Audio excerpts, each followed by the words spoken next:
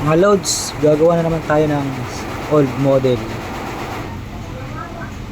Singer. Ayan, pinapalagyan ng motor ng may-ari. Ku-convert natin sa motor. Ito yung dipadjak lang. So inorderan natin ang motor sa online. Kakabit natin dito sa side. Ganyan ang forma niyan. Ito yung pump belt niya.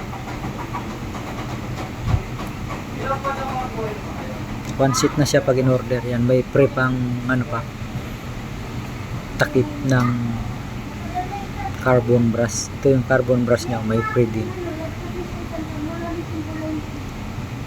Ito yung tornilyo niya. Para dito yan. So ikabit na natin para matry natin siya.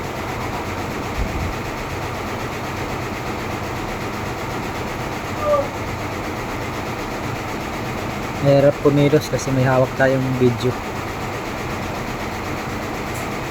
para makita ninyo kung paano maglagay ng motor nito.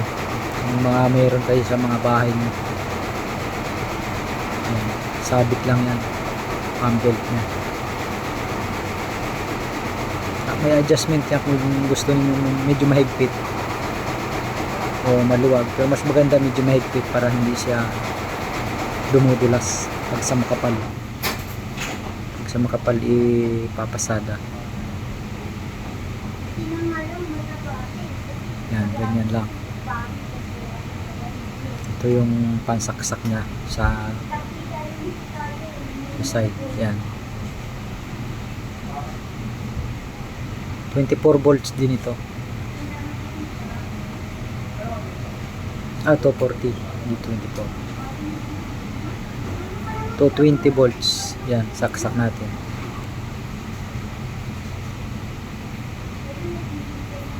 Tapos yan yung pedal.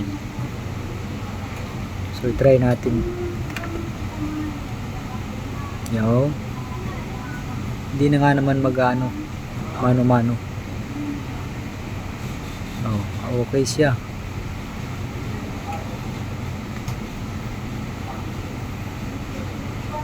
Try natin sa makapal, i-fold pa natin ng bali 4 na fold kung kaya niyang umandar sa makapal.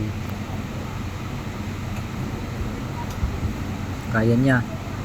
Yung 8 fold, try natin. I-fold pa natin ito ng isa para maging 8. Yan, 8 fold na yan. Maganda siya pag may motor. Kaya niya kahit makapal. Maganda pa rin yung pasada niya.